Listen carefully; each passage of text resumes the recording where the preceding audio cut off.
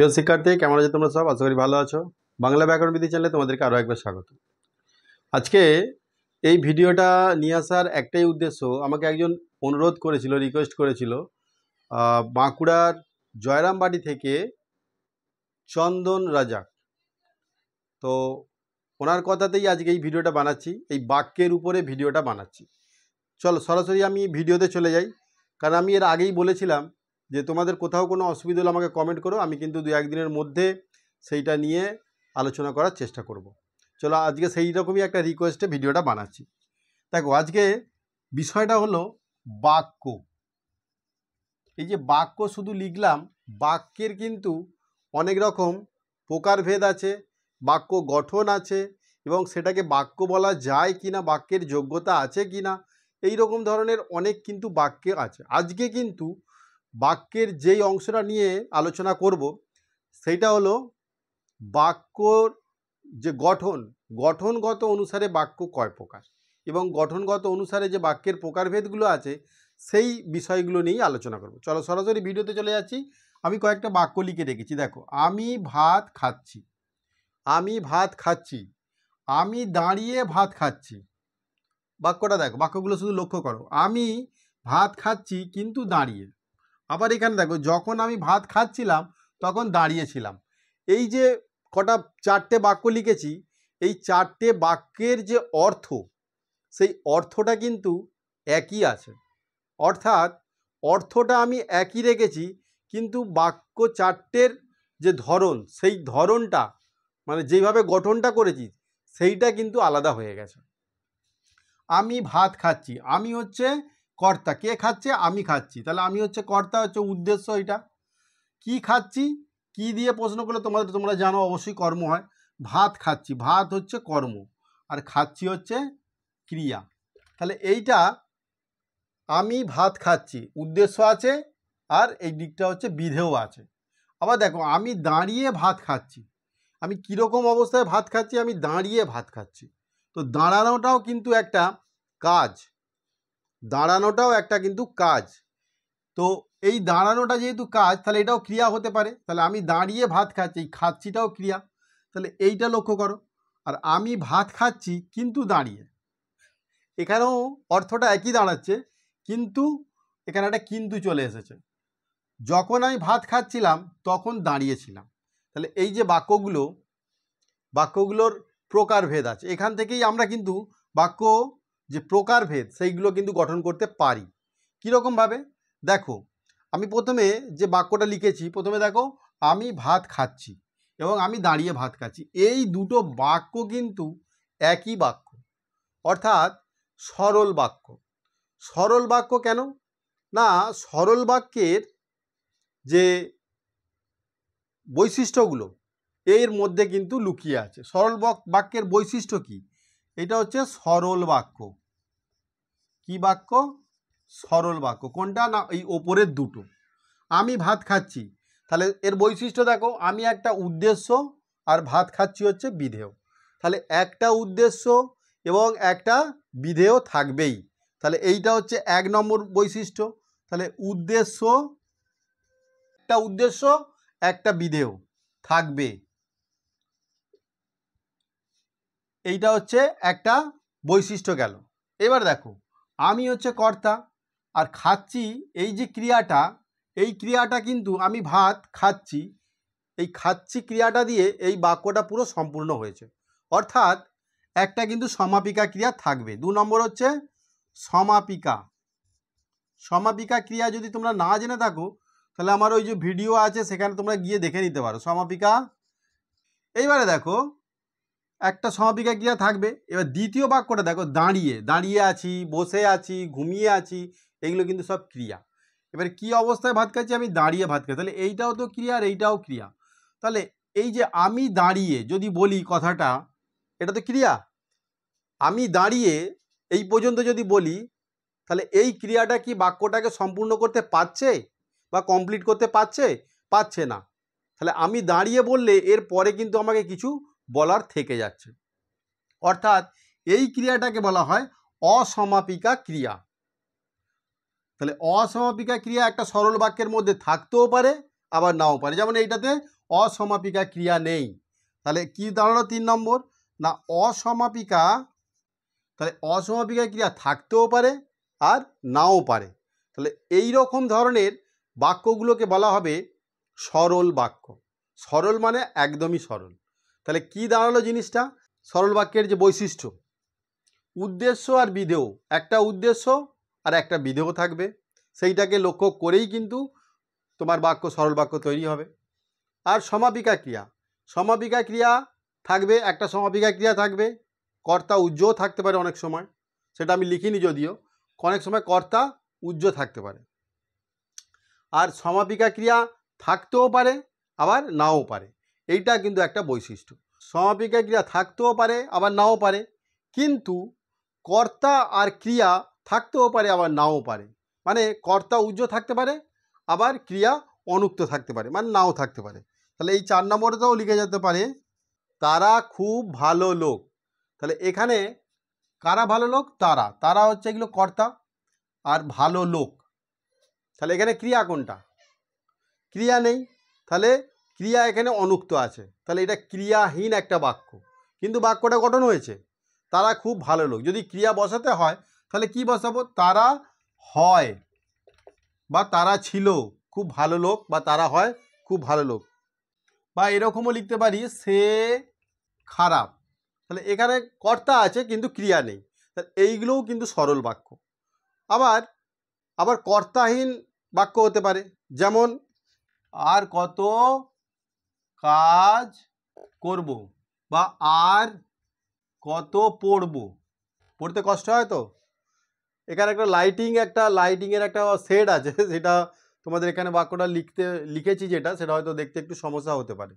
তো আর কত কাজ করব, আর কত পড়ব, তাহলে এইখানে এই যে পড়ব আর করব এগুলো তো ক্রিয়া, কিন্তু তাহলে কর্তা কই? তাহলে এখানে যদি কর্তাই বসাই তাহলে আমি আর কত কাজ করব বা আমি আর কত পড়ব এই রকম কর্তা হবে। তাহলে কর্তাহীন কিন্তু বাক্য হয় এবং ক্রিয়াহীনও বাক্য হয়। সেইগুলো হচ্ছে সরল বাক্যেরই এক একটা বৈশিষ্ট্য। আশা করি সরল বাক্যটা বুঝতে পেরেছো। এইবারে দেখো 2 নম্বরে যেটা আছে, আমি ভাত খাচ্ছি কিন্তু দাঁড়িয়ে। আজব ব্যাপার না? ভাত তো লোক বসেই খায়, কিন্তু দাঁড়িয়ে খাচ্ছে। তাহলে এই জিনিসটা একটু ক্লিয়ার করি। তাহলে আমি ভাত খাচ্ছি কিন্তু দাঁড়িয়ে, আবার একটা যদি বাক্য লিখি যে তুমি আর আমি নদীর ধারে বেড়াতে যাব, আমি ভাত খাচ্ছি কিন্তু দাঁড়িয়ে। তো এই যে দুটো বাক্য, এই দুটো বাক্যের ক্যাটাগরি অর্থাৎ একই, অর্থাৎ এর যে বিভাগটা আছে 2 নম্বর যে বিভাগ যৌগিক বাক্য, সেই যৌগিক বাক্যের মধ্যে কিন্তু এই দুটো বাক্য পড়ে। কীরকম? দেখো, আমি ভাত খাচ্ছি এইটা একটা পুরো বাক্য, আমি দাঁড়িয়ে আছি এইটাও একটা পুরো বাক্য। এই দুটো বাক্যকে এই কিন্তু বলে একটা অব্যয় দিয়ে যুক্ত করা আছে, এই দুটো বাক্যকে কিন্তু দিয়ে একটা যুক্ত করা আছে। তাহলে বাক্য দুটো কি? আমি ভাত খাচ্ছি, দাঁড়িয়ে খাচ্ছি। তাহলে এই যে দুটো বাক্য, আমি দাঁড়িয়ে খাচ্ছি আর আমি ভাত খাচ্ছি, তাহলে আমি ভাত খাচ্ছি কিন্তু দাঁড়িয়ে, একই ব্যাপার। তাহলে এই দুটো বাক্যকে এই কিন্তু অব্যয় দিয়ে যুক্ত করা আছে। আবার দেখো, তুমি আর আমি নদীর ধারে বেড়াতে যাব, খুব সুন্দর দৃশ্য নদীর ধারের। তাহলে তুমি আর আমি নদীর ধারে যে বেড়াতে যাব সেই নৈসর্গিক দৃশ্য দেখার জন্য, তাই তো? বিকেলবেলা খুব ভালো লাগে, তোমরা যদি গিয়ে থাকো বা নদীর ধার থাকে তাহলে কিন্তু খুব দেখবে যে খুব ভালো লাগে। তো এই যে তুমি নদীর ধারে বেড়াতে যাবে, আমি নদীর ধারে বেড়াতে যাব, আসলে এর মধ্যে দুটো বাক্য লুকিয়ে আছে, ঠিক উপরটার মতো। তুমি নদীর ধারে বেড়াতে যাবে একটা বাক্য, আমি নদীর ধারে বেড়াতে যাব এইটা একটা বাক্য। এই দুটো বাক্যকে কি করা হয়েছে? এবং দিয়ে বা আর দিয়ে যুক্ত করা হয়েছে, তুমি আর আমি নদীর ধারে বেড়াতে যাব। তাহলে এখান থেকে কি বুঝলে? যে দুটো স্বাধীন বাক্যকে যোজক পদ দিয়ে যুক্ত করা থাকবে বা সংযুক্ত করা থাকবে। যোজক পদগুলো কি? যোজক পদ মানে যেইগুলোকে সংযুক্ত করা হয়।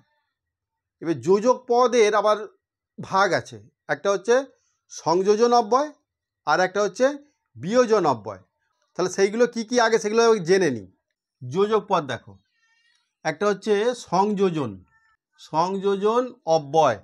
তাহলে দেখো যোজক পদ কোনগুলো? যোজক পদ দেখো, সংযোজন যোজক পদ আছে, আবার বিয়োজন যোজক পদ আছে, কিছু বিকল্প আছে। সংযোজন মানে যেগুলোকে বাক্যগুলোকে একত্রিত করে, দুটোরই কাজ কিন্তু একত্রিত করা, কিন্তু তোমরা যখন বুঝতে পারবে যে কিভাবে সংযোজন হচ্ছে আর কিভাবে বিয়োজন হচ্ছে, বাক্যের ভাবটা দেখে কিন্তু বুঝতে পারবে।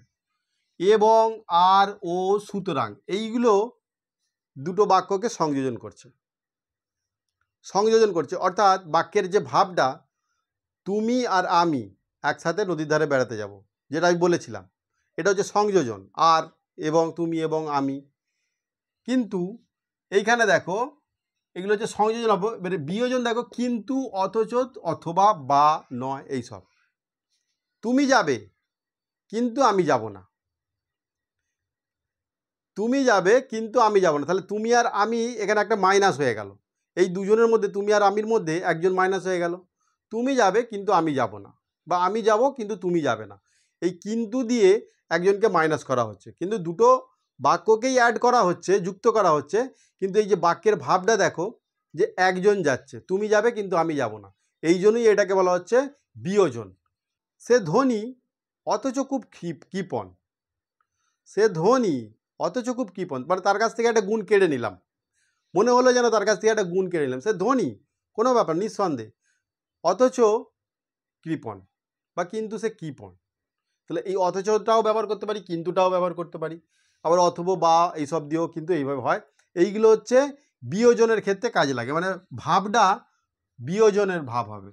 আর তারপরে কিছু বিকল্প আছে, বরং, তবুও, তথাপি, তুমি বরং যাও আমি পরে যাব, মানে এইগুলো হচ্ছে বিকল্প কিছু। তুমি যাও, তুমি বরং যাও আমি পরে যাব, মানে দুজনেই যাব কিন্তু পরে। এটা কিন্তু সংযোজন অব্যয়, কিন্তু এটা বিকল্প হিসাবে ধরা হচ্ছে, এগুলো বিকল্প হিসাবে ব্যবহৃত হয়। এই সব যে অব্যয়গুলো আছে, এইগুলো হচ্ছে দেখে কোনো বাক্যের মধ্যে যদি থাকে, এইগুলো দেখে তোমরা এক চান্সে বলে দেবে যে এইগুলো হচ্ছে যৌগিক বাক্য।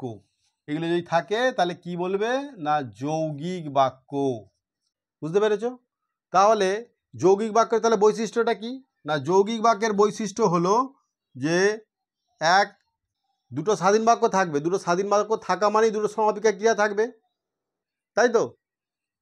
এবার 2 নম্বর হচ্ছে সব থেকে উল্লেখযোগ্য, যে যোজক, যোজক পদ দ্বারা যুক্ত থাকবে।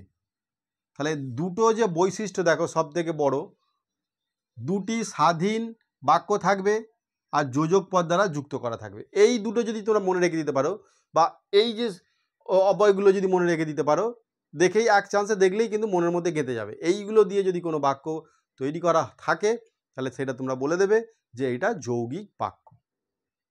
বুঝতে পেরেছ? এবার দেখো লাস্টের যে বাক্যটা, যখন আমি ভাত খাচ্ছিলাম তখন দাঁড়িয়েছিলাম। এখানে একটা জিনিস লক্ষ্য করো, এই যে যখন, এই যে তখন, মানে যখন আমি দাঁড়িয়েছিলাম, যদি এই পর্যন্ত বাক্যটাকে রাখি তাহলে বাক্যটা কিন্তু কমপ্লিট হবে না। খাচ্ছিলাম এটা কিন্তু একটা সমাপিকা ক্রিয়া, কিন্তু এই যে যখন শব্দটা ব্যবহার করেছি, সাপেক্ষবাচক সর্বনাম বলা হয়, এই সাপেক্ষবাচক সর্বনাম যখন এখানে ব্যবহার করেছি, যখন আমি ভাত খাচ্ছিলাম, কিন্তু এখানে সমাপিকা ক্রিয়া থাকা সত্ত্বেও বাক্যটা কিন্তু কমপ্লিট হচ্ছে না। এরপরে আমাকে আরও কিছু বলতে হবে। কি বলতে হবে? তখন দাঁড়িয়েছিলাম, তবে কিন্তু পুরো বাক্যটা কমপ্লিট হলো। তাহলে এই যে যখন, তখন, এই যে সাপেক্ষবাচক সর্বনাম, সাপেক্ষবাচক অব্যয়, এইগুলো দিয়ে যদি যুক্ত করা থাকে তাহলে তোমরা এক চান্সে ধরে নেবে যে এইটা জটিল বাক্য। কি বাক্য? না জটিল বাক্য। জটিল বাক্য। এই জটিল বাক্যের কয়েকটা বৈশিষ্ট্য আছে। জটিল বাক্যে একটা সমাপিকা ক্রিয়া থাকবে, আর খণ্ড বাক্য থাকবে, দুটো থাকতে পারে, তিনটে থাকতে পারে, খণ্ড বাক্য থাকবে। আর যৌগিক বাক্যেরও ক্ষেত্রেও তাই, একটা প্রধান বাক্য থাকবে আর একটা অপ্রধান বাক্য থাকবে, মানে একটার উপর আরেকটা নির্ভরশীল। এইখানেই কিন্তু শেষ নয়, জটিল বাক্যের ক্ষেত্রে আরও দুটো জটিল বাক্যের বিভাজনটা তৈরি করছে। দেখো, যদি সে আসে তবেই আমি যাব। বাক্যটা লক্ষ্য করো, যদি সে আসে তবেই আমি যাব।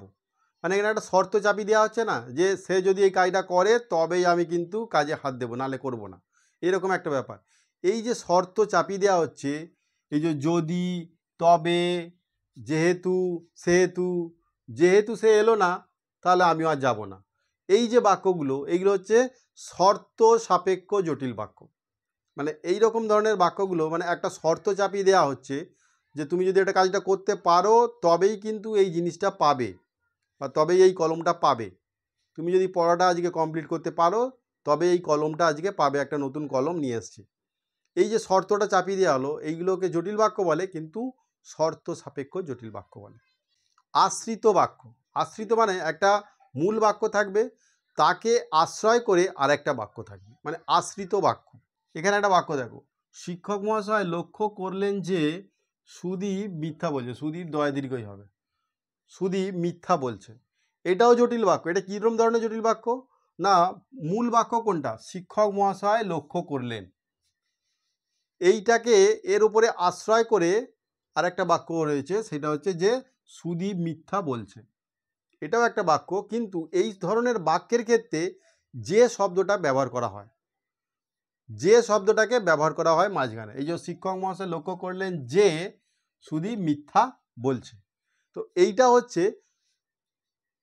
হচ্ছে আশ্রিত খণ্ডবাক্য। এইটা হচ্ছে আশ্রিত খণ্ডবাক্য, এই জন্য এটাকে আশ্রিত জটিল বাক্য বলা হয়। আর আগের যে বাক্যটা বলেছিলাম, সে যদি আসে তবে আমি যাব, এটা একটা শর্ত চাপিয়ে দেওয়া হচ্ছে, এটা হচ্ছে শর্ত সাপেক্ষ বা শর্তবাচক জটিল বাক্য। তো এই হলো তোমাদের বাক্যের যে গঠন অনুযায়ী তিনটে ভাগ, একটা হচ্ছে সরল, একটা হচ্ছে যৌগিক, আর একটা হচ্ছে জটিল।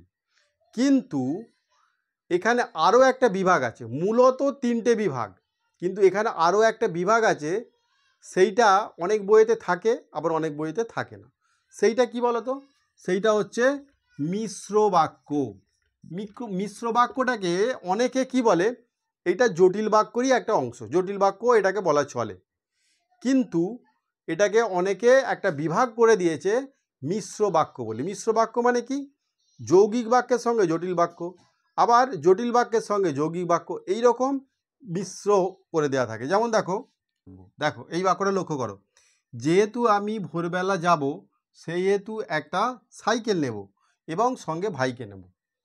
তাহলে এইখানে যে বাক্যটা, এটাকে জটিল বাক্য বলবে না যৌগিক বাক্য বলবে না কি বলবে, কারণ এখানেতে এবং যুক্ত করা আছে একটা, আবার যেহেতু সেহেতু দেয়া আছে, তাহলে এটা কি যৌগিক বাক্য না জটিল বাক্য?